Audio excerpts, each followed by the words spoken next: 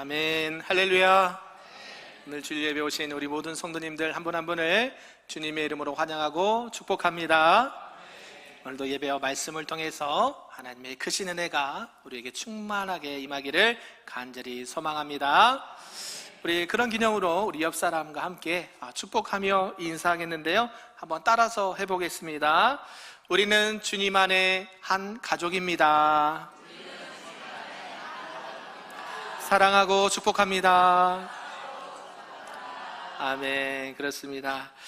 우리가 주님 안에 한 가족입니다. 오늘 본문의 말씀 보면서 우리 하나님의 뜻대로 한 사람들이 하나님 안에 가족이다라고 말씀하는데요, 우리가 인생을 살면서 가장 든든한 버팀목이 있다라고 한다면 여러 가지가 있겠지만 그 중에 가정을 꼽을 수가 있습니다. 그래서 그 가정을 통해서 결국 우리가 보호도 받고 또 쉼도 누리고 또 일상의 삶을 살아가는 원동력이 되기도 합니다.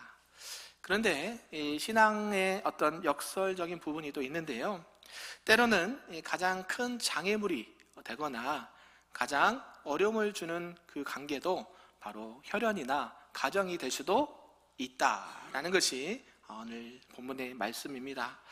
오늘 본문의 상황이 그런 상황과 비슷한데요, 이 마가복음 3장 앞에 부분은요, 우리 예수님께서 계속해서 이제 많은 사역들을 펼치시면서 쉴 새 없이 이 사역의 현장을 달리고 있습니다. 예수님이 많은 병자도 고치시고 귀신도 쫓아내시고 많은 권능을 행하셨습니다. 그래서 많은 군중들이 열광했고 많은 무리들이 예수님을 따라다녔습니다. 그런 가운데 많은 기득권자들, 당시에 이 서기관들은요, 예수님을 모함하고자 예수님이 귀신 들렸다, 바알세볼의 힘을 입어서 그런 일들을 하는 것이다 라고 폄하하거나 이렇게 모함을 하고 있는 상황이었습니다. 이런 긴박한 상황 가운데 오늘 본문에 등장하는 인물이 누군가 봤더니 예수님의 가족들이다라는 것이죠. 우리가 지난주에도 살펴봤지만 21절에 보면 예수님의 가족들과 예수님의 친족들이 예수님을 잡으러 왔습니다. 왜 왔을까요? 예수님이 뭐 했다? 미쳤다. 예수님이 도저히 제정신이 아닌 것 같다. 그래서 예수님을 잡으러 왔다라는 것이죠. 가족들 입장에서는 지금 예수님이 지금 일반적이지 않게끔 느껴졌다는 것이고요, 또 가문의 명예를 실추하거나 혹여나 서기관이나 그때 당시에 종교 지도자들에게 어려움을 당하지는 않을까, 그런 염려가 있었기 때문이죠. 그들은 가족이라는, 또 그들은 가족을 사랑한다라는 명목하에 예수님을 붙잡으러 왔다라는 것이죠. 예수님을 붙잡는다는 것은 결국 뭐냐면, 예수님은 하나님의 나라와 또 하나님의 나라의 사역들을 감당하고 있는데 그것을 못하도록 막는 역할을 지금 하고 있다는 것이죠. 거기서 문제가 생긴 것입니다. 그리고 본문 31절에 보면 이 도착한 가족들이요, 집 안으로 들어오지 못하고 밖에 서서 사람을 보냅니다. 제가 예수님의 어머니고 제가 예수님의 동생들인데 예수님 보고 좀 나오라고 하십시오, 지금 이렇게 얘기하고 있다는 것이죠. 직접 들어가지도 못하면서 사람들에게 우리가 왔다는 소식을 좀 알려주시고 빨리 예수님 보고 나오라고 지금 말 좀 해주십시오, 이렇게 지금 이야기를 했다는 것이죠. 그들은 혈연, 가족이라는 것을 앞세워서 예수님의 이런 것들을, 사역들을 못하도록 통제하려고 했고 또 자신들의 생각 가운데 예수님을 가두려고 했다라는 것입니다. 그런 가운데 우리 예수님께서 이들의 생각을 깨트리는 질문을 하시죠. 누가 내 어머니며 내 동생들이냐? 33절에서 말합니다. 예수님의 이러한 질문은 결국 가정을, 내가 혈연을 부정한다라기보다 지금 하나님 나라의 통치와 이 하나님의 질서 속에 새로운 가족 관계를 설명하시고자 하는 예수님의 기쁘신 뜻이 있는 줄로 믿습니다. 이런 가운데 오늘 주님께서는 우리가 함께 묶여있는 이 육신의 담장을 넘어서 이제 더 넓은 하나님의 나라 가족 공동체로 우리를 부르고 계시는데요, 우리 첫 번째 한번 읽어볼까요? 시작. 하나님 나라의 가족은 혈연을 넘어섭니다. 아멘. 이제는 혈연, 피로 맺어진 가족보다도 이제는 하나님 나라 가족 공동체는 이런 혈연의 관계를 훨씬 뛰어넘는다라고 말씀합니다. 우리 31절인데요. 한번 다시 읽어보겠습니다. 시작. 그때에 예수의 어머니와 동생들이 와서 밖에 서서 사람을 보내어 예수를 부르니. 아멘. 예수님의 어머니와 동생들이 밖에서 사람을 보내 예수를 부릅니다. 그래서 밖에서라는 단어가 우리가 주의해서 잘 봐야 되겠는데요. 예수님 지금 어디에 계십니까? 집 안에 계시고, 안에서 무엇을 하고 계신가 봤더니 하나님 나라 천국 복음을 담대하게 전하시고 또 사람의 생명과 영혼을 살리는 귀한 사역들을 펼치고 있다는 것이죠. 그런데 그와는 반대로 가장 가깝고 가장 예수님에 대해서 잘 안다라고 하는 가족들이 그 하나님의 나라 통치 가운데 이런 가르침 가운데 들어오지 못하고 그냥 담벼락에 서서 예수님의 가족이니까 예수님 보고 나오라고 하십시오, 지금 이렇게 얘기를 하고 있다는 것이죠. 결국 예수님을 자신들의 이성과 판단으로 끌어내리려는 것을 보게 됩니다. 우리 구약에 보면요, 창세기 12장에 보면 하나님께서 이 구속사의 새 장을 여실 때에 아브람을 찾아오시고 부르신 사건이 나옵니다. 창세기 12장 1절에 보면 하나님께서 이 아브람을 찾아오시고 하신 말씀이 있는데요. 너는 너의 고향과 친척과 아버지의 집을 떠나 내가 내게 보여줄 땅으로 가라. 아멘.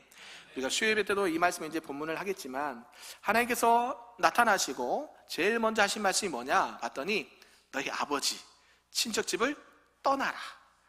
혈연 관계에 매여 있지 말고 떠나라. 그리고 하나님께서 알려주신 내가 내게 지시할 땅으로 가라 라고 명령하셨다는 것이죠.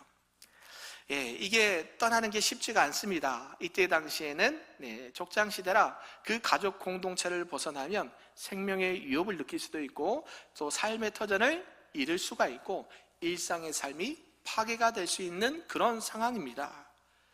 익숙한 이 혈연의 관계를 떠날 때에 비로소 아브람은 민족의 조상이 아니라 믿음의 조상으로 새로운 영적 가족 공동체를 시작할 수 있었다라는 사실이죠.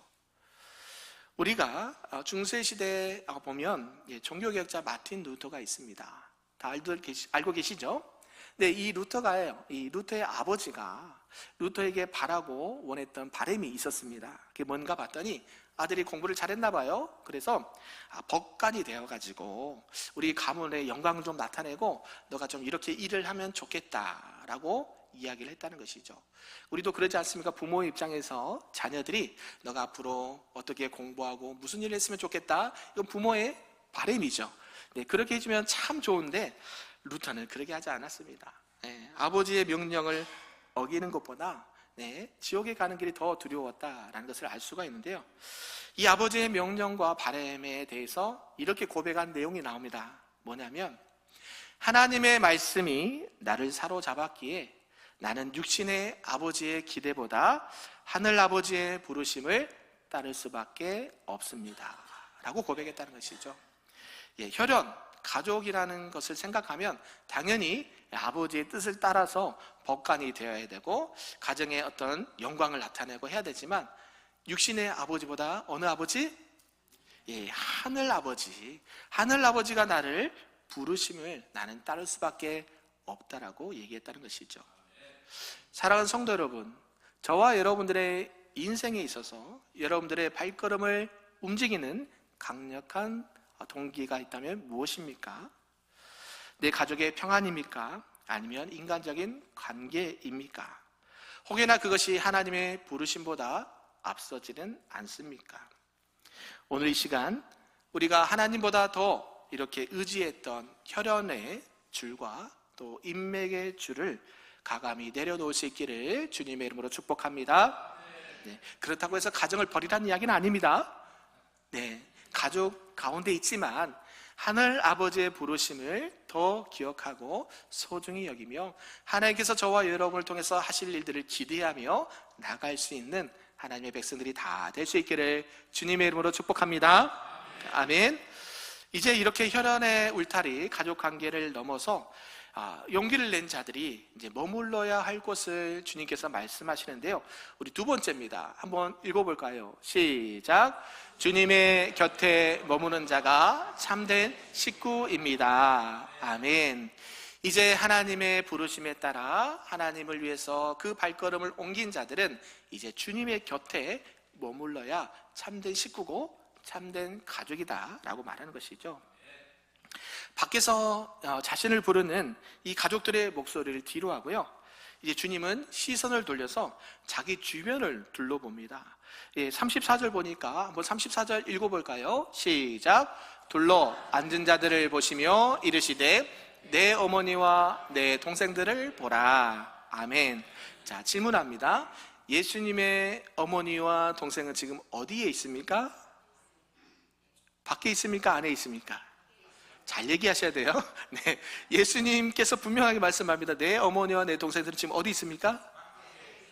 네, 육체의 부모와 자녀는, 형제는 밖에 있지만 둘러 앉은 자들은 어디에? 지금 집 안이죠. 여기 둘러 앉아 있는 어머니와 또 내 동생들이다라고 말씀하고 있습니다. 육적인 부모와 형제 간을 얘기한 게 아니라 하나님의 나라 가족 공동체에 있는 분들이 내 어머니요, 내 형제요, 내 가족들인 줄로 믿습니다.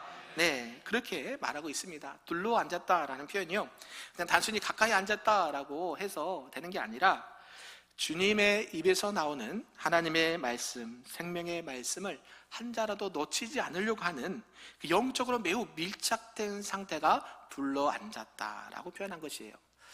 우리 누가복음 10장에 보면요, 마르다와 마리아 이야기가 나옵니다. 너무 유명한 말씀이죠.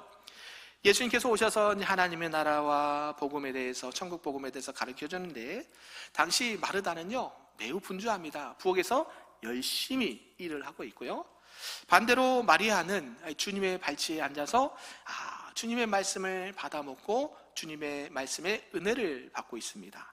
그러면 누가 잘된 선택을 했을까요? 네, 마리아일까요? 마르다일까요? 성경에서는 마리아라고 예수님이 말씀하세요. 마리아는 이 좋은 편을 택하였으니 빼앗기지 아니하리라. 예수님께서도 뭐 식당에서 봉사하는 거 그를 나무라는 게 아니죠. 더 좋은 것을, 주님께서 지금 오신 목적과 주님께서 말씀하시는 그 생명의 말씀을 받아 먹는 게, 주님 안에 함께 교제하고 영적인 생명의 양식을 먹는 게 더 중요하다. 할렐루야. 주님은 이 땅 가운데 생명의 떡으로 오셨습니다. 믿으십니까? 오늘 식사할 때 떡이 나온답니다. 진짜로요? 그런데 우리가 육신의 떡을 먹기 전에 지금 무슨 떡을 먹어요? 생명의 떡. 할렐루야. 예수님의 말씀을 먹고 있는 줄로 믿습니다. 일반적으로 여러분, 우리나라 말에 식구라는 단어가 있습니다. 식구, 먹을 식에 입 구자를 써서 같이 함께 입을 모여서 밥을 먹는 사람들이 식구라고 합니다. 한솥밥 먹으면서 함께 시간을 보낸 사람들이 식구다라고 하는 것이죠. 오늘날 교회도 마찬가지입니다. 그냥 예배만 드리고 마당만 밟고 가시는 분들을 보고 식구라고 하지 않아요. 그냥 한번 오셨다가 방문하신 분 손님이라고 하지 식구라고 하지 않습니다. 생명의 영의 양식도 먹고 또 식당에서 함께 식탁에 교제를 나눌 때 우리는 뭐예요? 식구입니다. 할렐루야. 우리는 진정한 하나님 나라 공동체의 가족이라고 말하는 것이죠. 우리 옆 사람과 다시 한번 인사해 볼까요? 우리 주님 안에서 한 식구입니다. 아멘. 그래요. 영의 양식도 육의 양식도 함께 먹는 게 식구다라고 말합니다. 사랑하는 성도 여러분, 저와 여러분은 지금 누구와 가장 가까이 앉아 계십니까? 몸은 예배당에 앉아 있지만 마음은 혹시 세상이나 다른 곳에 빼앗기지는 않았습니까? 복잡한 문제라는 밖에 서 있지는 않습니까? 우리가 살아갈 때에 하루에 5분이 됐든지 10분이 됐든지 주님의 발치 아래 가까이 앉아서 주님께서 주시는 생명의 양식을 받아 먹을 수 있기를 주님의 이름으로 축복합니다. 세상이 바쁩니다. 새벽부터 밤늦게까지 열심히 일하고 학업하고 또 가정과 또 사회를 돌보는 저와 여러분들이 매우 바쁘지만, 그럼에도 불구하고 놓치지 말아야 될 것은 우리 주님과 함께 머무는 시간, 주님이 나와 함께하는 그 시간, 나에게 생명의 양식, 육의 양식을 주시는 그 시간도 매우 귀하다는 것을 아시고 주님과 늘 가까이 동행할 수 있기를 주님의 이름으로 축복합니다. 아멘. 그러면서 우리 주님께서는 뭐라고 말씀하시냐면, 이제 곁에 앉아서 말씀을 듣고 사모한다는 것이 이제 구체적인 삶의 열매로 나타나야 된다라고 말씀하는데요, 우리 세 번째 한번 읽어보겠습니다. 시작. 말씀대로 순종하는 자가 진짜 가족이다. 아멘. 네, 이제 영의 양식, 육의 양식도 먹으면 가족인데요, 주님께서는 이제 오늘 말씀의 핵심을 얘기합니다. 말씀대로 순종하는 게 진짜 가족이다, 찐 가족이다 라고 말하는데요, 우리 35절 한번 읽어보겠습니다. 시작. 누구든지 하나님의 뜻대로 행하는 자가 내 형제요 자매요 어머니니라. 아멘. 지금 예수님께서 하시고자 하는 말씀이 여기 들어있죠. 누구든지 누구의 뜻대로?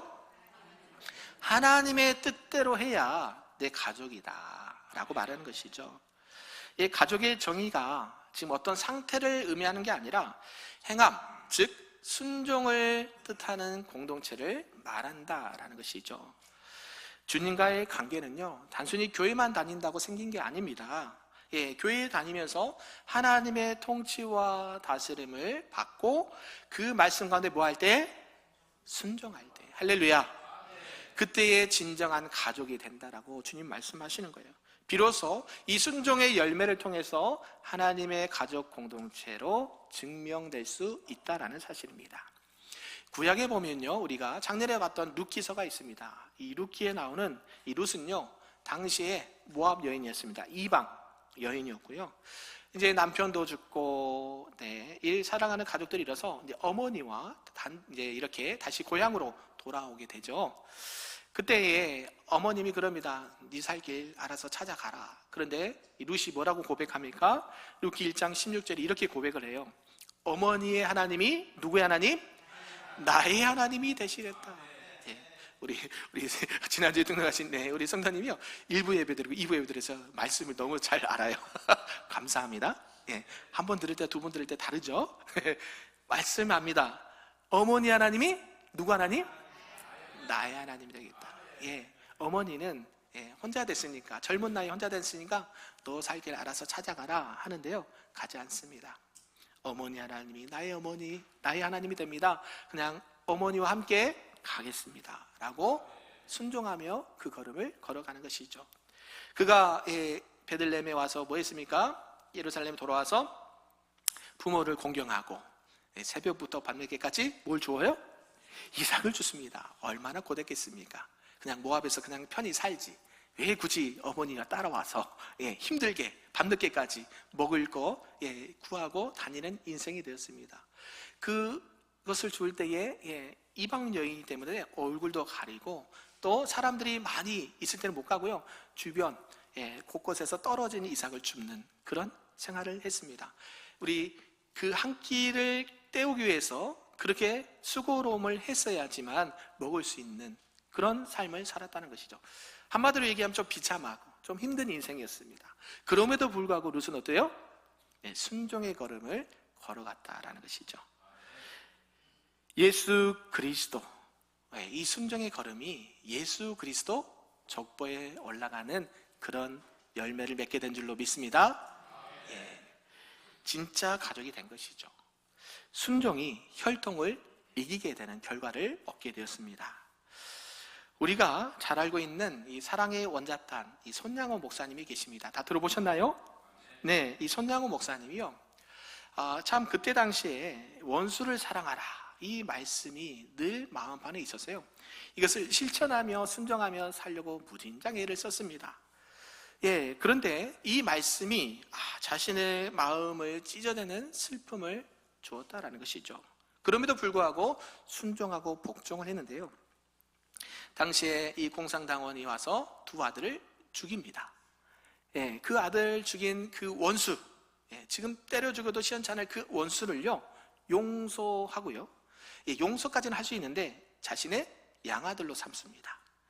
그래서 그 원수 같은 그 사람을 자기 양아들로 삼아서 자기의 자녀로 키웠다라고 하는 것이죠. 이게 일반적이지 않죠. 혈연을 뛰어넘는 말씀으로 맺어진 영의 가족이 되었다라는 사실입니다. 영적 가족의 신비를 보여준 손장은 목사님이라고 할 수가 있죠. 사랑하는 성도 여러분, 순종이 없는 신앙은요 생각으로, 관념으로 머물 수밖에 없습니다. 오늘 저와 여러분에게 들려주신 하나님의 뜻이 있다고 한다면 과연 무엇입니까? 남들을 용서하라 하십니까? 아니면 나자제라고 하십니까? 아니면 정직하라고 말씀하십니까?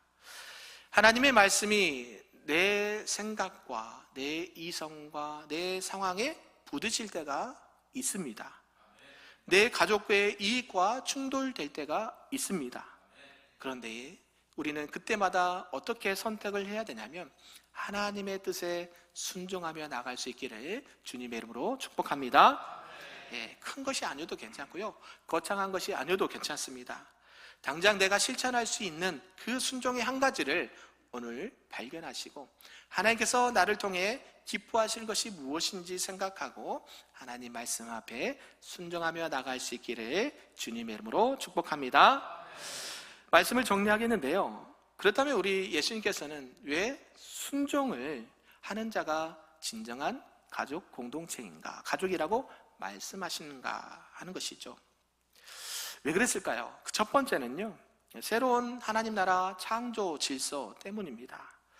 우리는 이제 육체로 난 가족이 아니라 그리스도 안에 그리스도의 생명과 보혈과 성령으로 함께 맺어진 그런 새로운 공동체가 되었다라고 말씀하시는 것이죠.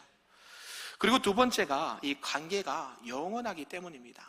육적인 그 가족의 관계는 끊어지죠. 누군가가 이 땅에서 죽게 되면 육적인 관계는 끊어지지만, 혈연의 관계는 이 땅에서 끝나지만 주님 안에 순종으로 맺어진 관계는 영원한 천국의 가족이 되는 줄로 믿습니다. 그리고 세 번째는요, 하나님의 나라 사명을 공유하기 때문이죠. 하나님의 아버지의 나라, 이 구원의 역사를 함께 이루어가는 동역자이고 우리 함께 하나님 나라 가족 공동체가 되기 때문인 줄로 믿습니다. 그래서 우리는 어떻게 해야 되겠습니까? 어떤 혈연과 지연, 어떤 인간적인 관계의 울타리를 벗어나서 사람의 시선보다 하나님과의 관계, 우리 주님과의 관계를 먼저 잘 맺을 수 있기를 간절히 바랍니다. 그래서 그 하나님의 말씀이 저와 여러분의 삶의 현장에, 또 사역의 현장에 순종의 열매로 나타날 수 있기를 간절히 바랍니다. 그래야 할 때 우리 주님께서는 이렇게 말씀하실 것입니다. 너는 내 사랑하는 가족이다. 아멘. 이런 주님의 인정하심과 주님의 칭찬과 하나님께서 기이 쓰시는 하나님 나라 가족 공동체가 되는 우리 큰빛교회와 우리 모든 성도님들 될 수 있기를 주님의 이름으로 축복합니다. 아멘.